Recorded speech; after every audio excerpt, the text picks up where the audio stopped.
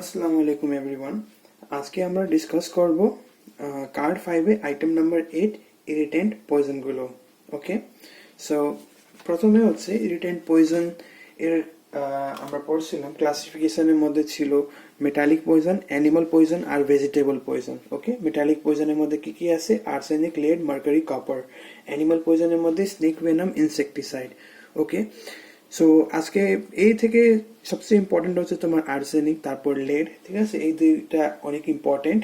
So আর্সেনিকে হচ্ছে, যেহেতু আমার কাছে এখন মানে ওই বক্সটা নেই, আমার কাছে ছবি আছে। ঠিক আছে, এই ছবি দেখো, একটা ছোট একটা প্লাস্টিক জার আছে। প্লাস্টিক জারের মধ্যে তোমার হচ্ছে পাউডার মতো, হোয়াইট কালারের মধ্যে পাউডারের মতো তোমার এই যে আর্সেনিক আছে। ঠিক আছে, তো এটা কিভাবে ডিসক্রাইব করবা? এটা বলবা, sir this is a plastic jar containing white color crystalline powder having gritty sound. देखो, white color crystalline powder having gritty sound which is tasteless, odorless and is sparingly soluble in water, and if heated produces a vapor which is garlic like odor known as arsenic. ঠিক আছে, known as arsenic trioxide বলবা more specifically। ঠিক আছে, এখন দেখো arsenic দুই ধরনের হয়, একটা হচ্ছে ব্ল্যাক আর্সেনিক, একটা হচ্ছে হোয়াইট আর্সেনিক।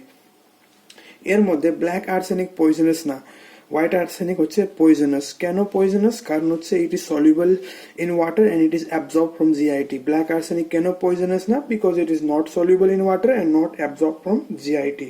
ওকে, আচ্ছা, তো আমরা যখন এই আর্সেনিক পড়তেছি পয়জনের মধ্যে, তো আমরা ইউজুয়ালি হোয়াইট আর্সেনিককেই আমরা মানে মনে করে পড়বো। ওকে, তো হোয়াইট আর্সেনিককে অন্য একটা নাম আছে আর্সেনিক ট্রাইঅক্সাইড, আর্সেনিয়াস অ্যাসিড, আর্সেনিয়াস অক্সাইড। ওকে, অনেক নাম আছে, এই নামগুলো মুখস্থ করবা। ঠিক আছে, তো দেখো, how black arsenic is converted into white arsenic yeah poisonous arsenic. ঠিক আছে, এটা তোমার হচ্ছে লাগবে ধরে। ঠিক আছে, ব্ল্যাক আর্সেনিককে আগে তোমাকে হিট করা হয়। ঠিক আছে, হিট করার পর কি হবে? এই ইউনাইট করবে তোমার অক্সিজেন সাথে আর ফর্ম করবে পয়জনাস ভ্যাপরস অফ arsenic trioxide, মানে white arsenic form poisonous vapor of white arsenic or arsenic trioxide or arsenious oxide or arsenious acid। ঠিক আছে, এটা হয়ে গেল। তো কি কি ফর্মস আছে আর্সেনিকে? এটা হচ্ছে পাউডার ফর্ম, একটা হচ্ছে সলিড মাস ফর্ম। ঠিক আছে, what is the source of arsenic? আমাদের যে মেডিকেল কলেজ যে জেলায় আছে, এটা Faridpur. Faridpur is a zone of arsenic. Okay, এটা বলা হয়। তো দেখো, what is the source of arsenic? Underground water, contaminated food and industrial source হচ্ছে স্মেল্টিং এ থেকে আসে, রিফাইনিং থেকে আসে, গ্যালভানাইজিং থেকে আসে, এইগুলো। ওকে, তো আর্সেনিককে দেখো, এটাকে কিং অফ পয়জনও বলা হয়। ঠিক আছে, কেন কেন কিং অফ পয়জন বলা হয়? কারণ হচ্ছে এটাকে আমরা ইজিলি মিক্স করতে পারবো উইথ টি অ্যান্ড কফি, আর মানুষকে দিতে পারবো। ঠিক আছে, পেশেন্ট তোমার হচ্ছে ডায়রিয়া, কনস্টিপেশনের মতো মানে সিমটমস গুলো তৈরি করবে আর সে ওইভাবে মরে যাবে। ঠিক আছে, তো আমরা বুঝতে পারবো না যে সে পেশেন্ট মানে আসলেই ডায়রিয়া থেকে মরে গেছে নাকি আর্সেনিক থেকে মরে গেছে। ঠিক আছে, আমরা যখন টেস্ট করব তখন শুধু বুঝতে পারবো যে হ্যাঁ, আসলে এটা তো মানে আর্সেনিক পয়জন হয়েছে, সেই কারণে সে মরে গেছে। ঠিক আছে, তো আর্সেনিকে কি কি ইউজ আছে? কমার্শিয়াল কিছু ইউজ আছে, যেমন ফ্রুট স্প্রে ইউজ করা হয়। ঠিক আছে, সিপ ডিপে ইউজ করা হয়, উইড কিলারে ইউজ করা হয়। সিপ ডিপ বলতে তোমার মানে সিপকে গোসল করার জন্য। ঠিক আছে, তারপর হচ্ছে insecticide, rat poison, fly paper, taxidermy. Taxidermy মানে হচ্ছে ডেড অ্যানিমেল তোমার স্কিন বের করে একটা ডামি মতো তৈরি করা। ঠিক আছে, এটা হচ্ছে তোমার মিউজিয়ামের মধ্যে দেখবা। ঠিক আছে, এটা হচ্ছে টক্সিডার্মি। তারপর ওয়ালপেপারস এন্ড আর্টিফিশিয়াল ফ্লাওয়ার্স। তো মেডিকো লিগাল কি ইউজ কি? মেডিকো লিগালি আর্সেনিক কোন ধরনের পয়জন? তো দুইটাই পড়ছিলাম আমরা হোমিসাইডাল আর অ্যাক্সিডেন্টাল। হোমিসাইডাল কখন? when arsenic in case of acute poisoning, আর অ্যাক্সিডেন্টাল কখন? in case of chronic poisoning। chronic poisoning কিভাবে? Drinking water. এটা বললাম না যে Faridpur is a zone of arsenic, তো আর্সেনিকে তোমার ড্রিঙ্কিং ওয়াটারের মধ্যে আসবে। ঠিক আছে, আচ্ছা, তো how arsenic is use as homicidal poison? এটা হচ্ছে তোমার টি, মিল্ক, কফি সাথে মিক্স করে এটা দেওয়া হয়। ঠিক আছে, কিন্তু ওয়াটার সাথে মিক্স করা দেওয়া হয় না। কেন?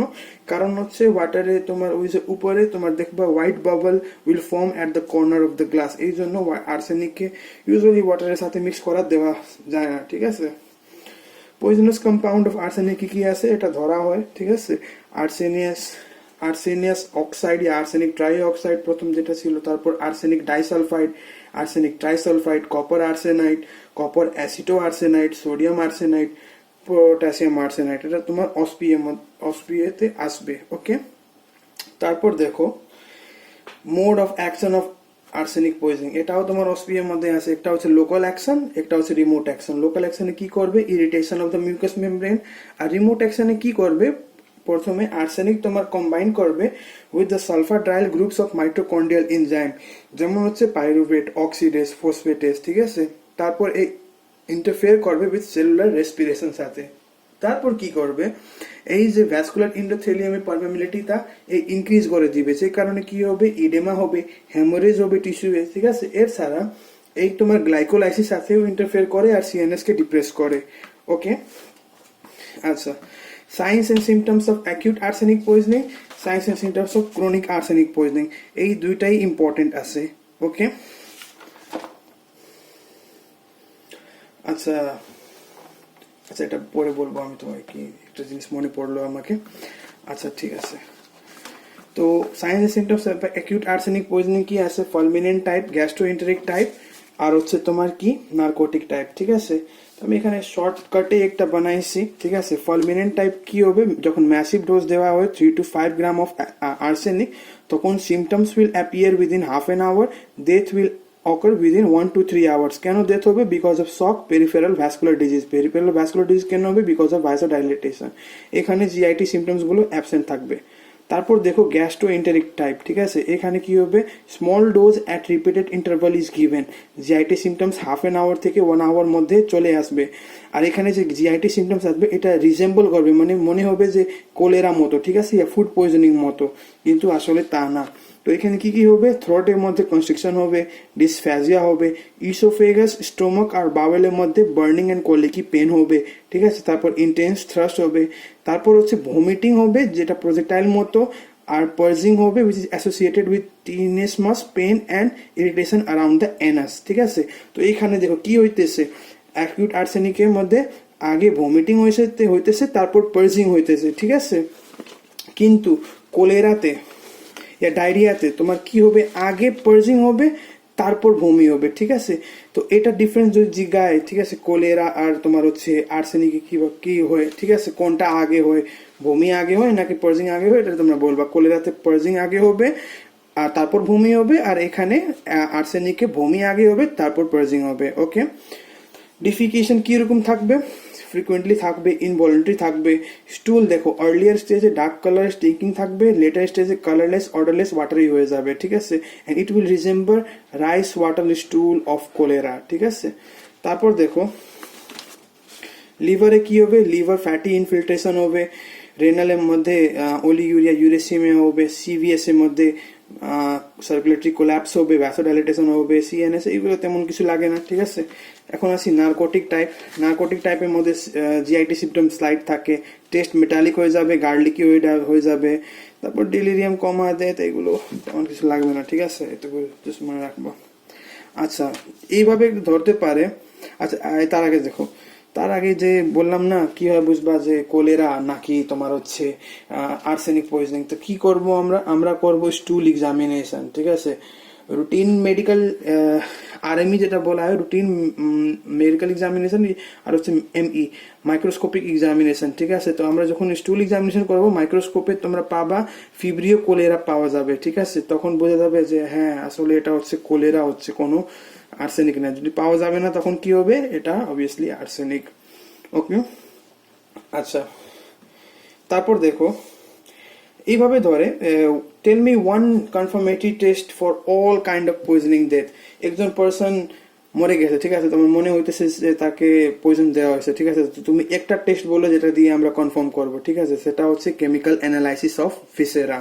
ওকে, আচ্ছা, তারপর দেখো ফ্যাটাল ডোজ কি, 0.1 to 0.2 গ্রাম, ঠিক আছে। এটা অ্যাকিউট আর্সেনিকে। ক্রনিক আর্সেনিকে কি সাথে সাথে আমরা পড়ে নিই, যেহেতু তোমাদের মনে থাকবে, ঠিক আছে। ক্রনিক আর্সেনিক হচ্ছে 0.5 to 1 mg per day। অ্যাকিউটে কি বললাম, 0.1 to 0.2 গ্রাম। ক্রনিকে কি, 0.5 to 1 milligram per day. Fatal period কত এখানে, 1 to 2 days। এখানে কত, আচ্ছা এখানে দেওয়া হয়নি, ঠিক আছে, এতটুকু মনে রাখবা। আচ্ছা। তারপর দেখো ট্রিটমেন্ট কি করবা, অ্যাকিউট আর্সেনিক পয়জনিং এর ট্রিটমেন্ট কি করব। আগে পড়ছিলাম এই সবগুলো মেটালিক পয়জন। মেটালিক পয়জনে তোমার কি ইউজ করা হয়, চিলেটিং ইউজ করা হয়। কেন চিলেটিং এজেন্ট ইউজ করা হয়? কারণ তোমার কিডনি থেকে পাস করা হয় না, এই জন্য চিলেটিং এজেন্ট সাথে মিক্স করে এটা কমপ্লেক্স তৈরি হবে যেটা ইজিলি তোমার কি কিডনি থেকে পাস করে যাবে। তো এই জন্য এই ইউজ করা হয়। কি ইউজ করা হবে? British anti lewisite. এর ডোজ ধরতে পারে ফার্স্ট ডে কি দিবা 400 mg to 800 mg, second third day কি দিব মানে কত দিব 200 mg টু 400 mg, আর 7 to 10 days 100 to 200 mg। ঠিক আছে, তাছাড়া কি স্টমাক ওয়াশ দিতে পারে, অ্যান্টিডোট হয়ে গেল। ঠিক আছে, আচ্ছা সিমটোম্যাটিক ট্রিটমেন্ট করতে পারে। ঠিক আছে, পোস্টমর্টম ফাইন্ডিং দেখো এক্সটার্নালি কি হবে, সিয়ানোসিস থাকবে, সাইন্স অফ অ্যাসপেসিয়া থাকবে। কি কি সাইন্স অফ অ্যাসপেসিয়া আছে? Cyanosis, petechial haemorrhage and visceral congestion, CPV. Okay, internally কি থাকবে, স্টোমাকে মিউকাস মেমব্রেনের মধ্যে রেড ভেলভেট অ্যাপিয়ারেন্স হবে, এটা জিজ্ঞেস করে। তারপর সব মিউকাসে কি হবে, হেমোরেজ হয়ে যাবে। আর হার্টে কি হবে, এটা অনেক জিজ্ঞেস করে, সব ইন্ডোকার্ডিয়াল হেমোরেজ হবে। Okay, and all viscera will be congested. আচ্ছা,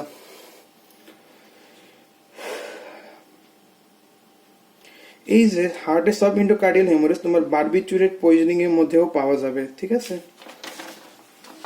আচ্ছা এখন আসি ক্রনিক পয়জনিং। ঠিক আছে, তো ক্রনিক পয়জনিং মেডিকোলিগালি এটা অ্যাক্সিডেন্টাল ইন নেচার, আমরা জানি। এটা হচ্ছে কোথায়, ড্রিঙ্কিং ওয়াটারের মধ্যে পাওয়া যায়। ঠিক আছে, আচ্ছা এটা ধরে যে আমরা সোর্স অফ পয়জনিং বললাম না, দেখো তো সোর্স অফ পয়জনিং কি আন্ডারগ্রাউন্ড ওয়াটার বললাম, তো এটা কি সারফেস ওয়াটারে পাওয়া যাবে আর্সেনিক? তো নো, সারফেস ওয়াটারে আর্সেনিক পাওয়া যায় না। ঠিক আছে, এটা শুধু আন্ডারগ্রাউন্ড ওয়াটারে পাওয়া যাবে, এটা জিজ্ঞেস করে। ওকে, আচ্ছা তারপর সাইন্স এন্ড সিমটমস কি, এটা অনেক জিজ্ঞেস করে, রিটেনেও আছে। ঠিক আছে, সিএনএস এর মধ্যে কি থাকবে, পলিনিউরাইটিস, অ্যানেস্থেসিয়া, এনসেফালোপ্যাথি। স্কিনে কি হয়ে যাবে, milky rose complexion followed by rent of type of pigmentation, অনেক জিজ্ঞাসা। ঠিক আছে, মনে মুখস্থ করবা, milky rose complexion followed by rent of type of pigmentation.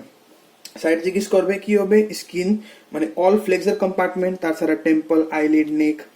তারপর কি হবে, hyper keratosis of palms and sole, এটাও জিজ্ঞেস করে। ইরেগুলার থিকনেস অফ নেল থাকবে। তারপর এলড্রিচ মি লাইন থাকবে, it is a wide transverse line that appears over the nails of the fingers and toes. আই এর মধ্যে কি থাকবে, ফোটোফোবিয়া থাকবে, ওয়াটারি থাকবে আই। জিআইটি কি নোজিয়া, ভমিটিং, ডায়রিয়া। সিবিএসই কি cardiac failure, kidney chronic nephritis. লিভারের মধ্যে হেপাটোমেগালি, লিভার সিরোসিস। ওকে, পোস্টমর্টম ফাইন্ডিং কি পাওয়া যাবে, কিডনির মধ্যে টিউবুলার নেক্রোসিস পাওয়া যাবে। আচ্ছা, এর ফ্যাটাল ডোজ কি বললাম, 0.5 to 1 মিলিগ্রাম পার ডে। তো দেখো পারমিসিবল লিমিট কত আছে আর্সেনিক গ্রাউন্ড ওয়াটারে থাকার জন্য, কত পারমিসিবল করা হয়েছে গভর্নমেন্টে দিয়ে ধরে। ঠিক আছে, বাইরে বিদেশে তোমরা দেখবা 0.1 মিলিগ্রাম পার লিটার, কিন্তু বাংলাদেশে হচ্ছে 0.5 মিলিগ্রাম পার লিটার। ঠিক আছে, তারপর এলড্রিচ মি লাইন বলে দিলাম, it is a wide transverse line that appears over the nails of the fingers and toes. Absorption পড়ে নিবা, এলিমিনেশন পড়ে নিবা নিজের মধ্যে। It is present in urine within half an hour of injection. আচ্ছা, এটা জিজ্ঞেস করছে, what is the advantage as homicidal poisoning? What is the advantage of arsenic as homicidal poisoning? It is cheap, easily available, odorless, tasteless, small quantity is required to cause death. It can be easily administered with food and drink. Symptoms onset gradual আছে, ঠিক আছে। Symptoms resemble cholera. Disadvantage, delayed putrefaction, can be detected in decomposed body, can be found in bones, hairs and nail for several years, ঠিক আছে। Can be detected in charred bones or ashes, ঠিক আছে। আচ্ছা, cause of death কি, in acute arsenic poisoning and chronic arsenic poisoning। আর কিছু তো নাই এখানে। আচ্ছা, ক্রনিক আর্সেনিক। আচ্ছা, পয়জনিং এর ক্ষেত্রে দেখো ভিসেরা গুলো কি কি প্রিজার্ভ করবা। ঠিক আছে, পয়জনিং এর ক্ষেত্রে আমরা নরমালি কোন কোন ভিসেরা প্রিজার্ভ করি, stomach with its content, liver, আর কি longitudinal half of each kidney. ঠিক আছে, তার ছাড়া যদি বলে পয়জনিং এর জন্য কোন ভিসেরা প্রিজার্ভ করবা এক্সট্রা, এই তিনটা তো প্রিজার্ভ করবো, তার ছাড়া হচ্ছে ব্লাড এন্ড ইউরিনও প্রিজার্ভ করা হবে। ঠিক আছে, আচ্ছা তারপর দেখো cause of death in acute arsenic poisoning and chronic arsenic poisoning. Simple HERT and HIRT। Acute arsenic poisoning এর মধ্যে HERT কি, HERT S থেকে হাইপোভলিমিক শক, E থেকে ইলেকট্রোলাইট ইমব্যালেন্স, R থেকে রেনাল ফেলিয়ার, T থেকে টক্সিক এনসেফালোপ্যাথি। আর এখানে HIRT এ তো R থেকে রেনাল ফেলিয়ার এখানে ছিল, এখানেও রেনাল ফেলিয়ার। ঠিক আছে, T থেকে টক্সিক এনসেফালোপ্যাথি ছিল, এখানেও T থেকে টক্সিক এনসেফালোপ্যাথি। ঠিক আছে, এখানে E দিয়ে ইলেকট্রোলাইট ইমব্যালেন্স ছিল, এখানে আই দিয়ে কি হবে ইন্টারকারেন্ট ইনফেকশন, আর এখানে এস দিয়ে কি ছিল হাইপোভলিমিক শক ছিল, এখানে এস দিয়ে হেপাটিক ফেলিয়ার হবে। ওকে, সিম্পল ভাবে এটা মুখস্থ করবা। এখন আসি লেড। লেড হচ্ছে, আচ্ছা লেডে আমার কাছে ভালো করে কোনো ছবি নেই, ঠিক আছে, আমার মনে হয় এটাই হচ্ছে লেড, ঠিক আছে, লেড এখানে, হ্যাঁ এটাই লেড হচ্ছে, মেটালিক মতো লাগতেছে, এটাই তোমার লেড হচ্ছে, ঠিক আছে, কলেজে গিয়ে ভালো করে দেখবা, এটা হচ্ছে তোমার লেড, মেটালিক কালার হবে, গ্রেটেড সাউন্ড হবে, মানে একটা সাউন্ড আসবে, ঠিক আছে। তো লেডে তোমার কম্পাউন্ড জিজ্ঞেস করে, lead acetate, carbonate, tetroxide, sulphide and tetraethyl, ঠিক আছে। তো লেড অ্যাসিটেট তোমার হচ্ছে, it is also known as sugar of lead, এটা অ্যাস্ট্রিজেন্ট হিসাবে ইউজ করা হয়, মানে ব্লাড ভেসেলস কনস্ট্রিক্ট করার জন্য, টু স্টপ ব্লিডিং। তারপর কার্বনেট হচ্ছে হোয়াইট লেড, ঠিক আছে, পেন্টের মধ্যে ইউজ করা হয়। টেট্রা অক্সাইড হচ্ছে তোমার red lead, it is use as sindoor, ঠিক আছে।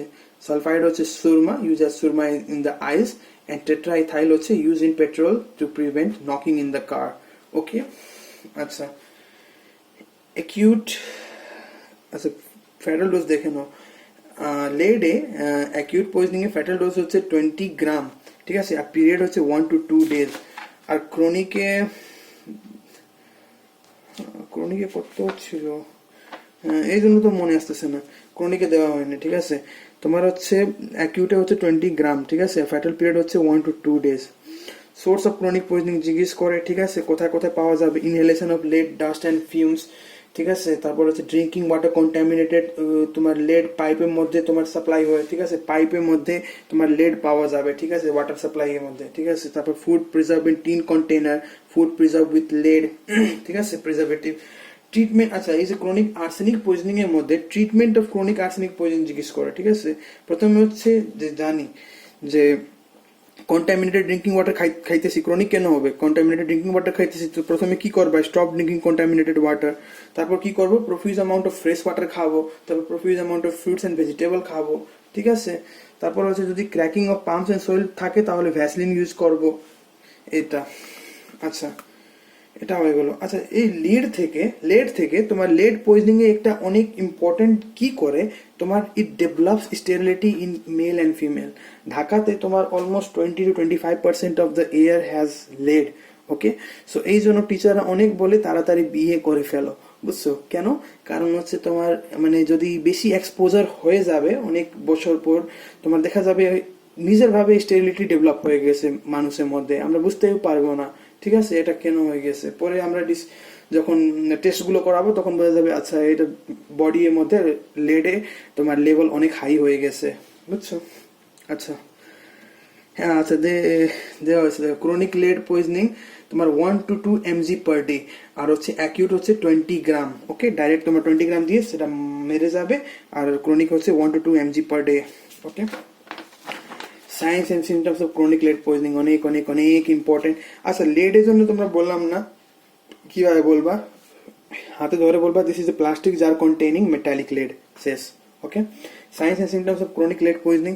আচ্ছা আমি আগের যে ওপিসি এর মধ্যে, ঠিক আছে, ডিলেড কনসিকুয়েন্স অফ ওপিসি এর মধ্যে আমি তোমাদেরকে বলছিলাম ফুড ড্রপ রিস্ক ড্রপ, ঠিক আছে, ওই ফুড ড্রপ রিস্ক ড্রপ তোমাকে বলছিলাম ক্রনিক আর্সেনিক পয়জনিং, কিন্তু আসলে হচ্ছে সেটা ক্রনিক লেড পয়জনিং এর মধ্যে আছে। দেখো এখানে লেড প্যালসি এর মধ্যে ফুড ড্রপ রিস্ক ড্রপ আছে, ইট is also present in OPC poisoning, ঠিক আছে, পেরিফেরাল নিউরোপ্যাথি এর মধ্যে।